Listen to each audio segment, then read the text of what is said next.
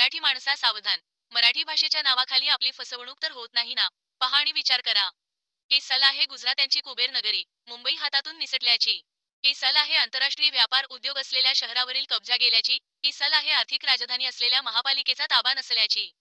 1960ला जे जमलं नाही त्याचा बदला घेण्याची तयारी तर सुरू नाही ना? स्वातंत्र्य मिळण्यापूर्वी भारत कधीही अखंड देश नव्हता. छोटी छोटी संस्थाने आणि थेट ब्रिटिश अंमलाखाली असलेले प्रांत मिळून स्वातंत्र्यानंतर आजचा भारत देश अस्तित्वात आला.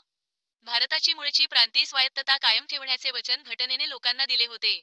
प्रांतांची निर्मिती कशी करावी यावर खूप चर्चा झाली. अखेरीस पंतप्रधान नेहरूंनी भाषावार प्रांत रचना करण्यास मान्यता दिली. त्यानुसार देशातील सगळे प्रदेश निर्माण झाले. मात्र गुजरात आणि महाराष्ट्र निर्माण करण्यावरून मोठा वाद झाला.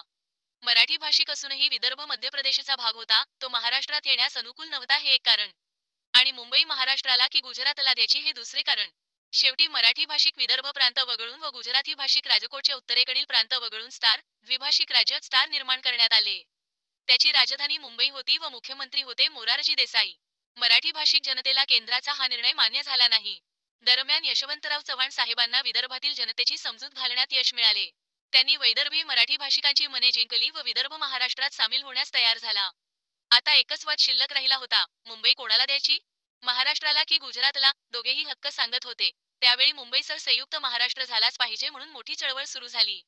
सेनापती बापट, भाई डांगे, प्रबोधनकार ठाकरे, आचार्य अत्रे, अण्णाभाऊ साठे, एस. एम. जोशी, अहिल्याबाई रांगणेकर आदी दिग्गज नेत्यांनी आंदोलन सुरू केले. तरीही गुजराती लोक मुंबई सोडण्यास तयार नव्हते. अखेर आंदोलनाने उग्र रूप धारण केले. मुंबईत प्रचंड मोर्चे निघू लागले. एक मोर्चा फ्लोरा फाउंटन चौकात अडविण्याचा प्रयत्न पोलिसांनी केला पण मोर्चाने जोरदार मुसंडी मारली. नराधम व मूत पिणारा मुख्यमंत्री मोरारजी देसाईंनी गोळीबाराचा आदेश दिला. या गोळीबारात 105 मराठी मोर्चेकऱ्यांचे प्राण गेले. मुंबईसह संयुक्त महाराष्ट्रासाठी ते हुतात्मा झाले. हाच फ्लोरा फाउंटन चौक आज हुतात्मा चौक म्हणून ओळखला जातो. तेथे हुतात्म्यांचे भव्य स्मारक उभे केले आहे. मोर्चावर झालेल्या अमानुष गोळीबाराने संपूर्ण देशात खळबळ माजली. आपल्याच लोकांना गोळ्या घालून ठार मारण्यासाठी स्वातंत्र्य मिळवले आहे का? असा सवाल केंद्राला विचारला जाऊ लागला. संपूर्ण महाराष्ट्रातील वातावरण प्रक्षुब्ध झाले. नेहरूंनी मोरारजी देसाईंचा मुख्यमंत्री पदाचा राजीनामा घेतला व यशवंतराव चव्हाण यांना द्विभाषिक राज्याचे मुख्यमंत्री केले. मराठी जनतेचा रोष कमी करण्याचा हा प्रयत्न होता. परंतु संयुक्त महाराष्ट्र समितीचे आंदोलन अधिक उग्र होत गेले. दरम्यान देशाचे महाराष्ट्रप्रेमी अर्थमंत्री चिंतामणराव देशमुख यांनी केंद्राचा निषेध करीत मंत्रिपदाचा राजीनामा दिला. केंद्रावर दबाव वाढत होता, पण नेहरू अस्वस्थ होते. कारण मुंबईतील गुजराती लोक संख्येने कमी असले तरी सगळा उद्योग, व्यापार त्यांच्या हातात होता. केवळ मुंबईच नव्हे तर देशातील जवळपास सगळा व्यापार गुजरातींच्या हातात होता. नव्याने स्वतंत्र झालेल्या भारताला आपले अर्थकारण डळमळीत होणे परवडणारे नव्हते. द्विभाषिक राज्याचे मुख्यमंत्री यशवंतराव चव्हाण चतुराईने परिस्थिती हाताळत होते, केंद्रावर दबावही वाढवत होते. संयुक्त महाराष्ट्र समितीचे आंदोलन अधिकच व्यापक झाले होते. अत्रे, डांगे यांच्या भाषणांनी सगळा देश हादरत होता आणि गोळीबाराचा विषय केंद्राला फारच त्रासदायक झाला होता. या सर्वांचा परिणाम होऊन 1 मे 1960 साली मुंबईसह संयुक्त महाराष्ट्र स्थापन झाला. मुंबई महाराष्ट्राला दिली याचा मोठा रोष गुजराती जनतेच्या मनात होता व त्यांनी या निर्णयाला विरोधही केला. पण त्यांचे काही ऐकले गेले नाही. मुंबई हातातून निसटली याची सल तेव्हापासून गुजराती जनतेच्या मनात रुतून बसली आहे. मुंबई, देशाची आर्थिक राजधानी, ती आपल्या हातात असली पाहिजे अशी प्रत्येक केंद्रीय नेत्याची सुरुवातीपासून अपेक्षा आहे. शिवाय मुंबई कॉस्मोपॉलिटन सिटी आहे. देशातील अनेक भाषिक लोक या शहरात राहतात. भविष्यात काहीही विपरीत घडू शकते हा धोका ओळखून महाराष्ट्रातील तत्कालीन नेत्यांनी मुंबईवर मराठी भाषिकांचे वर्चस्व कायम राहावे व मराठी जनतेचा आवाज बनून तिच्या हक्कांसाठी लढणारी एखादी संघटना असावी असा विचार मांडला. बाळासाहेब ठाकरे या अभ्यासू व आक्रमक वक्ता असलेल्या तरुणाकडे या संघटनेचे नेतृत्व द्यावे हेही निश्चित झाले. आणि मराठी माणसांच्या न्याय हक्कासाठी बाळासाहेब ठाकरेंनी शिवसेना स्थापन केली. तेव्हापासून आजपर्यंत मुंबईतील मराठी जनतेचा आवाज बनून शिवसेना काम करीत आहे.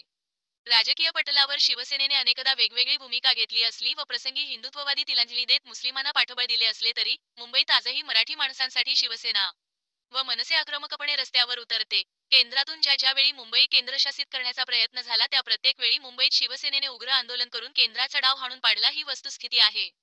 केंद्रात सरकार कोणत्याही पक्षाचे असो, त्या प्रत्येक सरकारचे धोरण मुंबई ताब्यात घेण्याचे असते.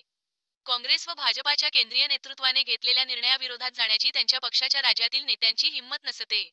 अशा वेळी शिवसेना हिमतीने व आक्रमकपणे केंद्राच्या विरोधात उभी राहते हे पूर्वी अनेक वेळा सिद्ध झाले आहे.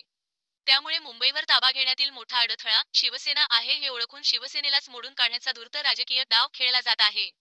पण दुसरीकडे झोपडपट्टी पुनर्विकासाच्या नावाखाली मुंबईमध्ये सुरुवातीला 70% मराठी व 30% परप्रांती होते. परंतु शिवसेनेच्या झोपडपट्टी पुनर्विकास योजनेमुळे आज मुंबईत 70% परप्रांतीय व 30% मराठी माणूस उरलेला आहे. हे पाप शिवसेनेचेच आहे आणि मुंबईमध्ये जर मराठी माणूसच हद्दपार झालेला आहे तर शिवसेना असो की मनसे असो यांचा जो मुंबई महानगरपालिका ताब्यात ठेवण्याचा विचार आहे तो कसा साध्य होईल? केंद्रात भाजपाचे सरकार आहे. पंतप्रधान आणि गृहमंत्री गुजरातचे आहेत. या सरकारची मातृसंस्था असलेल्या आरएसएसला मुंबईशी काही देणेघेणे नाही आणि वेगळा विदर्भ झाल्यास तो त्यांना हवाच आहे. आरएसएसची ही मूळचीच भूमिका आहे.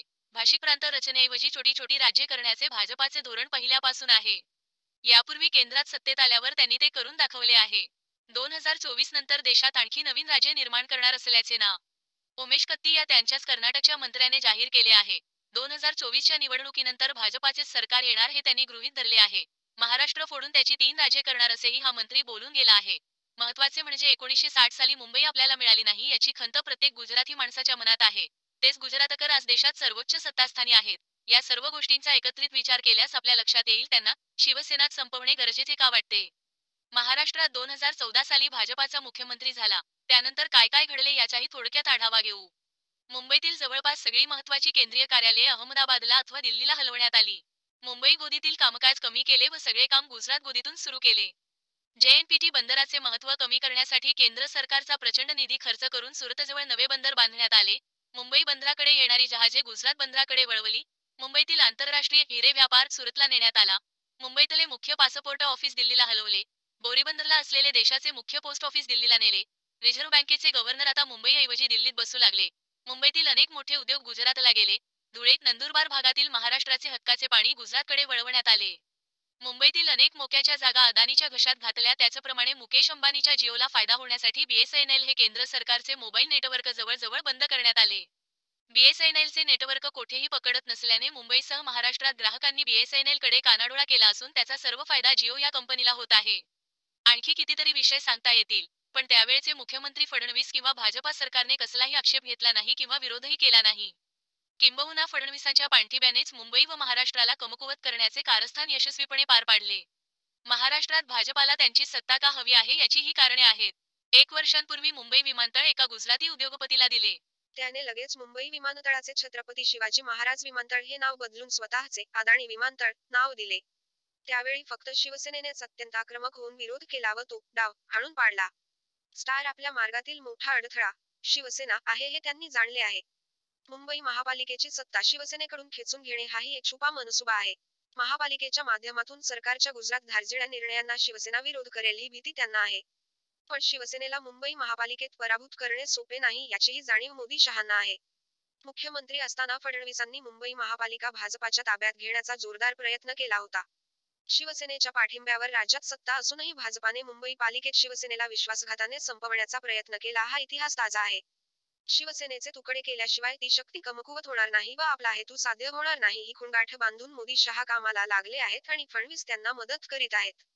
सुरुवातीला किरीट सोमय्या या व्यापारी वृत्तीच्या गुजराती नेत्यामार्फत शिवसेनेच्या आमदार खासदारांच्या मागे ED, CBI, income tax, NCB या केंद्रीय तपास यंत्रणांचा ससेमिरा लावून त्यांना दबावाखाली घेतले आणि आता राजकीय खेळी करून त्या आमदारांना फोडण्यात यशही मिळवले.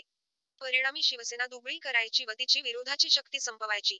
आपला छुपा अजेंडा पूर्ण करायचा आणि मुंबई केंद्रशासित करायची. शिवसेनेपुढे आज उभा राहिलेला राजकीय पेचप्रसंग हा त्यांचा राजकीय डाव आहे. हिंदुत्व व शिवसेनेच्या अस्तित्वाचा बेबनाव करून गट रचण्यात आला आहे. लोकांची दिशाभूल केली जात आहे. अनेक वर्षांपासून मनात रुतून बसलेली सल त्याशिवाय निघणार नाही. 1960 साली जे जमले नाही त्याचा बदला घेतला जात आहे. परंतु उद्धव ठाकरे व राज ठाकरे यांच्या मनात देखील महाराष्ट्र किंवा मुंबईचे प्रेम हे फक्त मुंबई महानगरपालिका आपल्या ताब्यात ठेवण्यासाठी तर नाही ना. पूर्णविराम पूर्णविराम पूर्णविराम याचा सुद्धा विचार मराठी माणसाने करायलाच हवा. कारण उद्धव ठाकरे यांनी बाळासाहेबांच्या विचारांना हिंदुत्वाला तिलांजली देत मुस्लिमांच्या दाढ्या कुरवळण्याचे काम केले आहे. मागील दोन्ही निवडणुका त्यांनी मुस्लिमांची हिरवी टोपी घालून आणि मुस्लिमांच्या नेत्यांना आपल्या घरी बोलावून आपले आमदार व खासदार निवडून आणले आहेत. त्यामुळे उद्धव ठाकरे यांच्यावर विश्वास ठेवायला आता कोणीही तयार नाही. मराठी माणूस किंवा हिंदुत्ववादी माणूस तयार नाही. राहिला प्रश्न फक्त राज ठाकरे यांच्या मनसेचा तर त्यांच्यावरती मराठी माणूस भरोसा ठेवेल का आणि जर ठेवला तर मात्र कडवट हिंदुत्व असेल किंवा मराठी माणूस असेल किंवा मराठी मुंबई असेल किंवा मराठी भाषा असेल यांना ते न्याय देतील असा जनतेचा विश्वास आहे. परंतु तेही भाजपच्या वळचणीला जाऊन मोदी शहासमोर नतमस्तक होत असतील तर मात्र त्यांच्यावर देखील जनता विश्वास ठेवणार नाही. तरी मराठी भाषेसाठी, मराठी माणसांसाठी, आपल्या मुंबई महाराष्ट्रासाठी एकत्र या. मोदी आणि शाहच्या मनातील कुटील डाव. महाराष्ट्राविषयीचे कारस्थान लक्षात घेऊन आपले वैयक्तिक राजकारण, पक्षप्रेम बाजूला ठेवून आपली मराठी भाषा, मराठी माणूस, मुंबई महाराष्ट्राच्या बाजूने ठामपणे उभे राहा. राजकारण व पक्ष बाजूला ठेवून विचार करा आणि ठरवा आपण काय करायचे. मराठी माणसाने आज विचार करण्याची वेळ आलेली आहे कारण रात्र वैराची आहे. मराठी माणसा जागा राहा. आणि हा विचार आपणास पटला तर आपल्या मित्रांना शेअर करा. मराठी माणसांना शेअर करा. धन्यवाद. जय हिंद जय महाराष्ट्र. अरुण आंधळे पाटील, संघटक शिवराज